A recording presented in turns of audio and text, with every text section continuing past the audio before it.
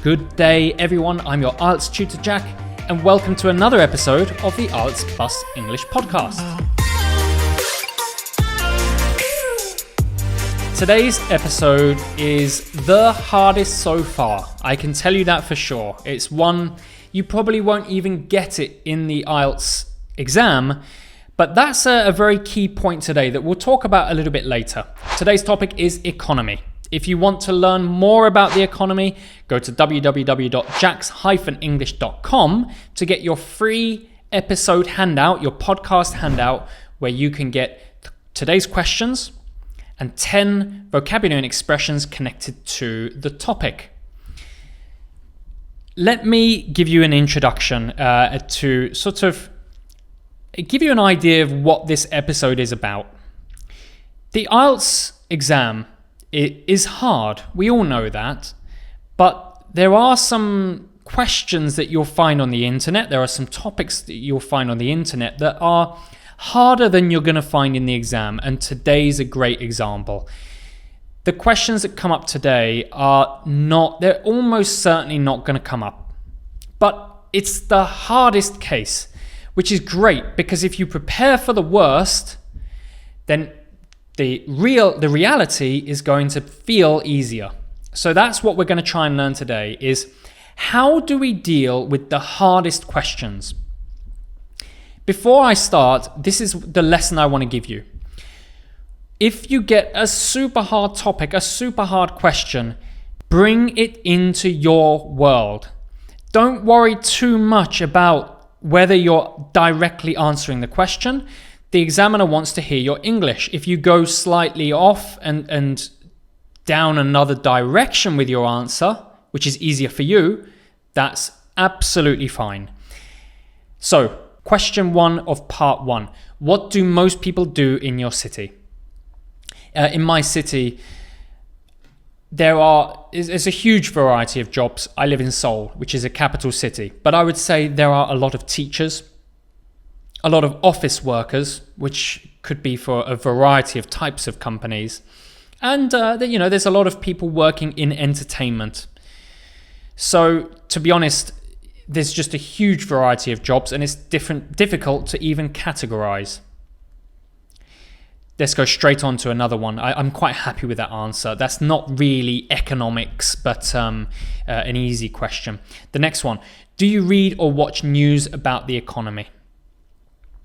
No, I don't. I don't really find the economy very interesting. There are a lot of topics that I do find interesting, which I read about daily. Personal finance, for example, which is somewhat connected to the economy. But the economy itself, talking about capitalism, globalization, recessions, growth, I don't find very interesting.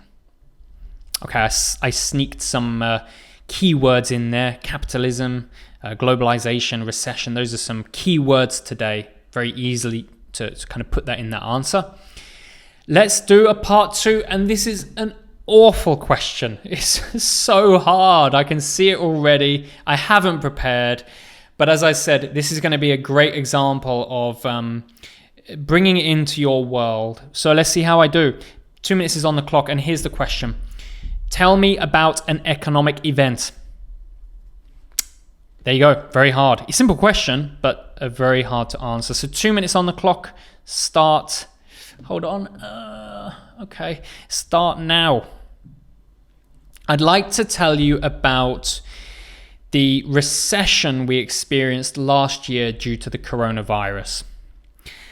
Last year in January, the world was hit by the coronavirus and it shut everything down. It shut businesses down. It shut tourism down. All of these very important areas of the economy were closed temporarily. And then over time, I know in Seoul, they closed permanently. Not industries, but a lot of businesses. The areas that got hit particularly were trade and education. My business is education. And although I'm surviving, as you can see now, it was a really hard time. I had to close my business temporarily, so I couldn't earn anything. And then I had to open up, but kind of semi-open, not a full schedule. And I gradually came back to normal, but it was a very challenging time. And let me tell you more about how the pandemic impacted my business. The students just had to stop coming to my academy because we had direct contact and everything had to shift online. So I could maintain something, but most students don't like doing online lessons. They like to do face-to-face, and I understand, especially as I couldn't really give a big discount. So for a long time, I just wasn't teaching much, and it took a really long time to recover. For me personally, this was probably the hardest time in my life in terms of just earning money, sort of maintaining my lifestyle. Good, okay. Now, what did I do there? The economic event, okay, it was the recession. That's a fair answer, but I didn't talk about the overall macroeconomics because I don't know about them very well. I didn't talk about the kind of, I didn't give facts about the impact on the country or whatever. I brought it very quickly into my world, which is my business. If it's you could talk about, you could bring it into your world and just talk about how it influenced your study, you know, how the pandemic influenced your lifestyle, as long as it connects to your first answer, which is the recession, that's absolutely fine. Let's do some part 3. Does economic status affect the behavior of a country's citizens? Yes, it seems to, for sure. And I'm going to talk about England because that's what that's what comes to my mind first, is that you've got the lower class and their economic status is very low. And that's where a lot of crime happens. You know, if you go to lower class neighborhoods, you can see a lot of crime around, whether it's damage to property or there's assaults. It tends to happen in those places. Of course, this is England I'm talking about. I don't know other countries. I would assume it would be the same. Okay, not a bad answer. I'm not really getting many words in today, but again, that is the point of today's podcast. If you're uncomfortable with the topic, it's going to be harder to get the words in there, and that's fine. If you get a really hard topic, really hard questions, the most important thing is to give the examiner content. Give him answers, give him or her answers. Show them your English. So show them you can tell a story. Let's do one more. Is economic progress the best way to measure a country's success? I think no, it's not the best way. I don't really know what's the best way to measure a country's success, but for me personally, happiness is the goal in life. Now, obviously, money is part of that. We need money in order to be happy.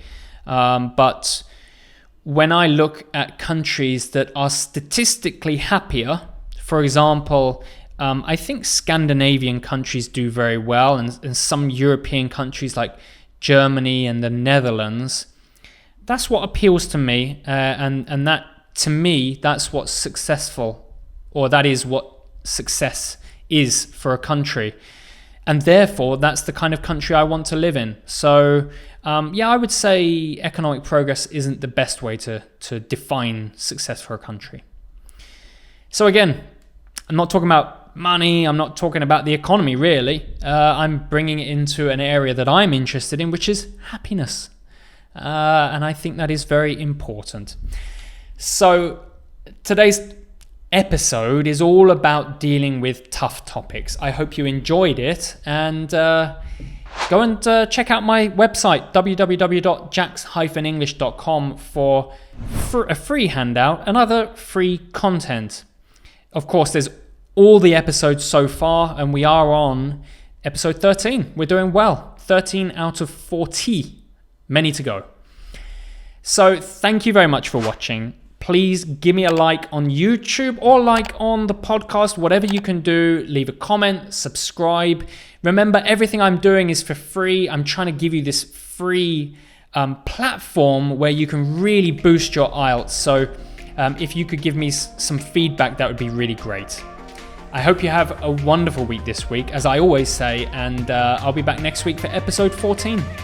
See you soon. Bye-bye.